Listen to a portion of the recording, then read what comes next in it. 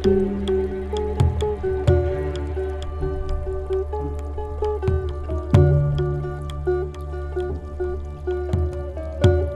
mereka kaget, maksudnya ya belum biasa lah kan, bagaimana yang keseharian mereka cara berlatih, bagaimana tiba-tiba datang kami yang basicnya berbeda terjun ke masyarakat, mereka kaget. Tapi kita bisa kembali ke sejarah bagaimana batu itu sangat dekat dengan masyarakat pada masa dulunya. Ya maksudnya ya anak-anak kuliah itu mereka sudah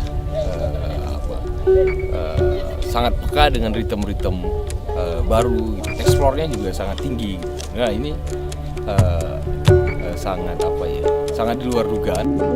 Suatu saat anak-anak ini pasti mengangkat tradisi kita orang Batak. Itu aja.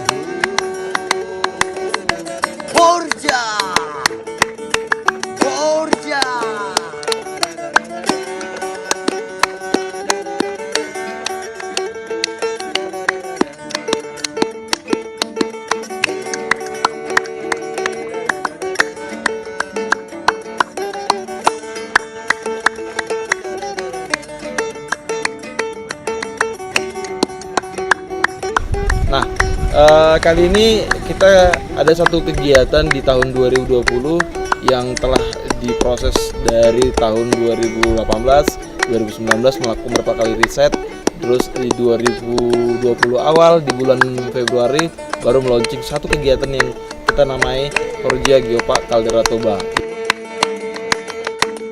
Proses ini, Horja Geopark ini adalah seperti satu ruang partisipatif seorang pekarya, seorang seniman untuk bisa menghidupkan ruang-ruang yang ada di Bakti Raja atau sebenarnya Geopark secara umumnya. Tema utamanya adalah reaktivasi Geopark dalam konteks berkesenian. Misalnya di Horja Geopark 2020 ini pekarya dengan latar belakang musisi, dengan beragam latar belakang wilayah, kita mencoba mereaktivasi tema Geopark itu dalam pendekatan-pendekatan yang lebih musikal, dengan bagaimana misalnya praktek-praktek musik itu mempergunakan kekayaan lingkungan, kekayaan alam yang terdapat dan muncul dari Geopark itu sendiri.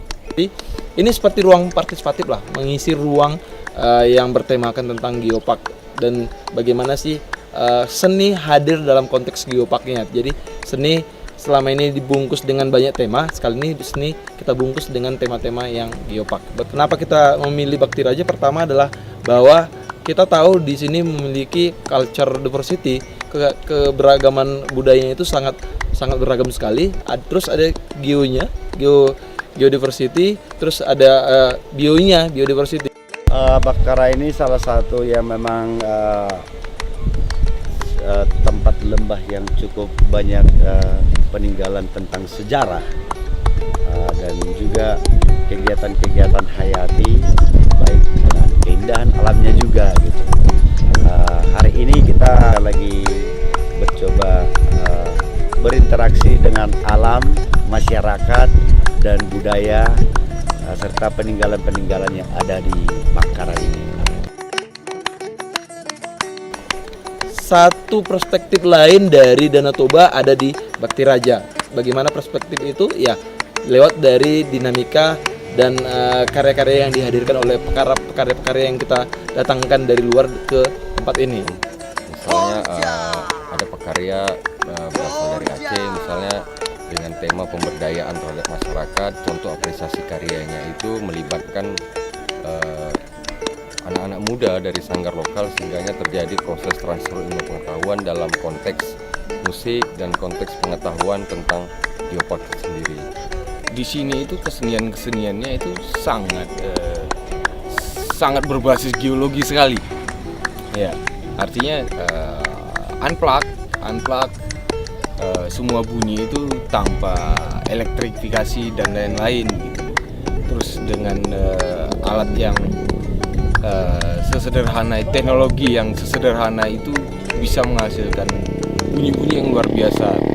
Bagaimana sih sosok seniman? Sosok seniman itu melihat sebuah pengetahuan diolah kembali dalam bentuk kesenian menjadi suatu karya yang tidak menghilangkan esensi daripada knowledge-nya itu, pengetahuannya itu. Terus sangat menarik ya, bagaimana seorang pekarya itu ditempatkan di lokasi kali ini di Bakti Raja dan menggali potensi yang ada. Nah, untuk kekaryaanku pribadi itu aku ngambil dari danau temanya. Jadi kalau dari ambience dan feel-nya pasti menurutku pribadi itu udah cukup menggambarkan bagaimana masyarakat setempat dan lingkungannya itu yang kugarap menjadi sebuah komposisi yang cukup tenang. Kita kemarin dalam komposisinya kita bermain musik di atas batu, tapi batu ini bukan hanya dengan view atau pemandangannya yang dengan Danau Toba, tapi kita bisa kembali ke sejarah bagaimana batu itu sangat dekat dengan masyarakat pada masa dulunya. Artinya kita bisa lihat seperti sarkofagus atau penyusunan batu untuk dalam perladangan, pertanian. Dan begitu juga dengan dalam hayati, bagaimana orang tua dulu ketika merasa ada kegelisahan atau kegundahan gitu, mereka akan lebih menenangkan diri, refleksi di atas batu dan memandang alam semesta. Di Horja ini saya mengangkat tentang semangat Sisingamaraja yang dulu saat perang dengan Belanda. Sisingamaraja sangat gigih dan sangat inklusif juga, dan tidak pantang menyerah dan tidak mau sama sekali menyerah. Kenapa saya mengangkat itu? Karena saya pikir sikap-sikap Sisingamaraja itu dibutuhkan saat ini, apalagi terhadap jiwa-jiwa anak muda saat ini, yang mana kita memang harus mempertahankan budaya. Ya, sikap Sisingamaraja lah yang tepat saat ini saya pikir.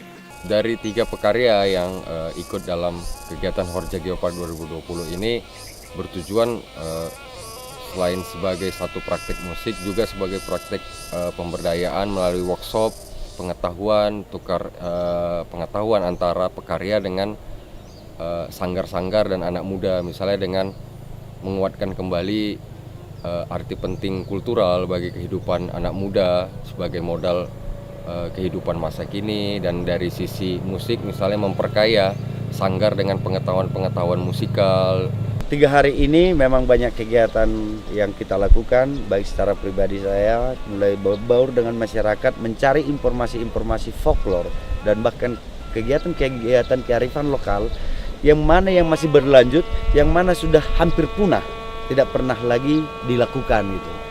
Dan kemarin kita juga membuat sebuah komposisi, bagaimana komposisi itu bunyi dengan alam. Pertama mereka kaget, maksudnya ya belum biasa lah kan, bagaimana yang keseharian mereka cara berlatih, bagaimana tiba-tiba datang kami yang basicnya berbeda terjun ke masyarakat, mereka kaget. Cuman aku rasa mereka punya pengalaman dan setiap mau latihan mereka selalu hadir, berarti itu menandakan mereka itu semangat. Ya, mereka sangat antusias untuk belajar musik tradisi mereka gitu ya. Nah, Artinya memang tinggal bagaimana orang-orang dewasa, pihak-pihak terkait yang mempunyai kepentingan untuk itu mau ikut berkontribusi kepada anak-anak tersebut gitu, untuk mereka kembali ke kesenian dan kebudayaannya.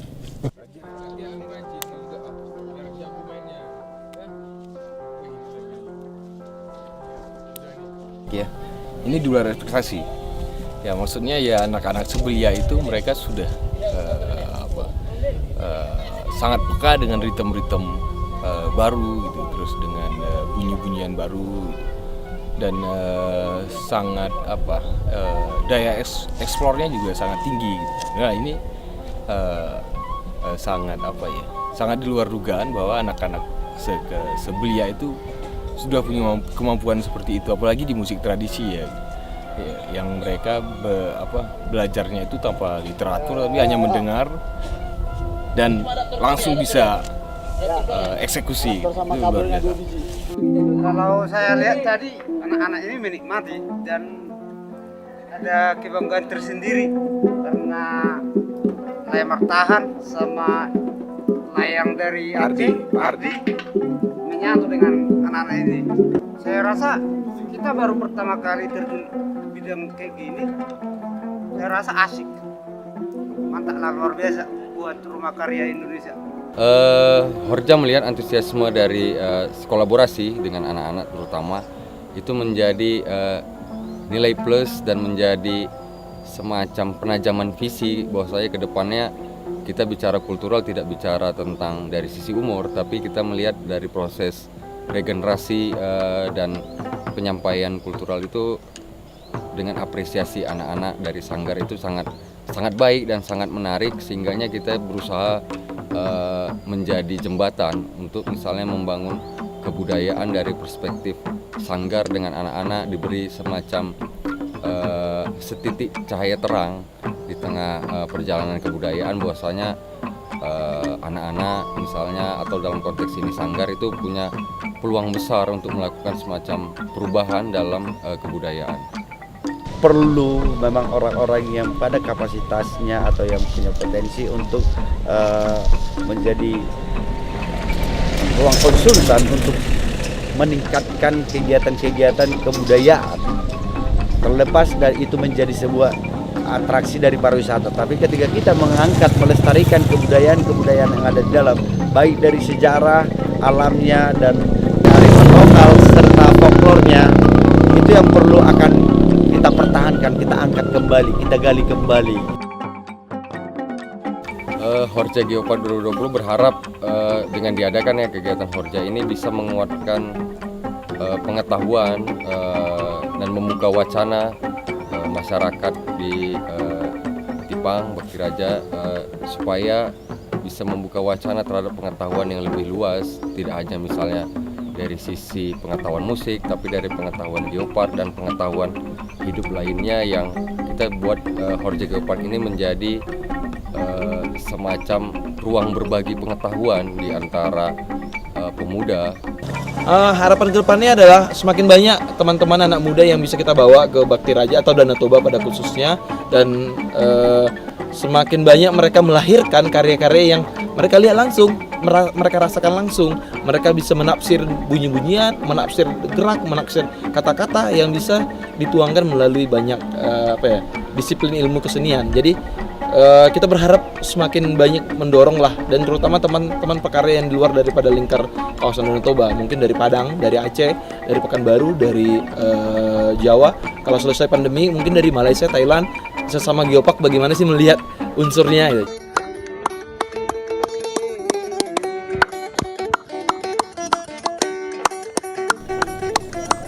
Danau Toba luar biasa. Keseniannya luar biasa, budayanya luar biasa, manusianya, orang-orangnya di sini sangat ramah, sangat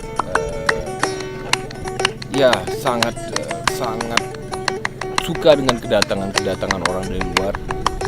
Jadi wajib datang ke sini untuk melihat hal-hal yang tidak pernah kalian lihat dimanapun. hanya ada di Talang Toba, silakan datang. Saya yakin pasti akan. Suatu saat anak ini pasti mengangkat tradisi kita orang Batak. Horja, horja, horja, horas. Horja, horja, horja. Horas.